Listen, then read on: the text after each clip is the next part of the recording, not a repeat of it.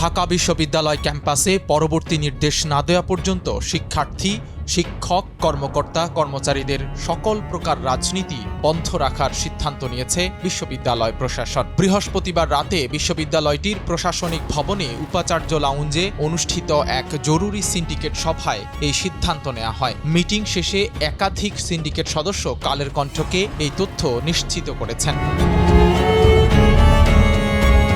নাম প্রকাশে অনিচ্ছুক এক সিন্ডিকেট সদস্য জানান, সন্ধ্যা ৭টা থেকে রাত পৌনে ৯টা পর্যন্ত উপাচার্য লাউঞ্জে একটি জরুরি সিন্ডিকেট মিটিং হয়। সেখানে ২ ঘণ্টা ব্যাপী আলোচনার পর এই সিদ্ধান্ত নেওয়া হয়েছে।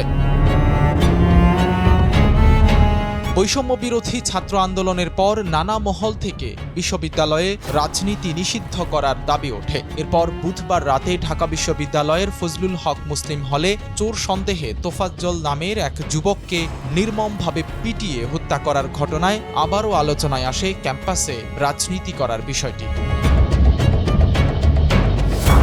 ঢাকা বিশ্ববিদ্যালয়ের ফজলুল হক মুসলিম হলের আলোড়ন তোলা এই হত্যাকাণ্ডে নেতৃত্ব দেন ফজলুল হক মুসলিম হল শাখা ছাত্রলীগের সাবেক উপবিজ্ঞান ও প্রযুক্তি বিষয়ক সম্পাদক এবং পদার্থবিজ্ঞান বিভাগের শিক্ষার্থী জালাল আহমেদ। ইতোমধ্যে তাকে সহ ৫ জনকে গ্রেফতার করেছে পুলিশ।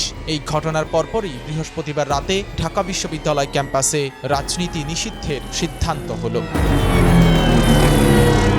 সাইদ রহমান, কালের কণ্ঠ।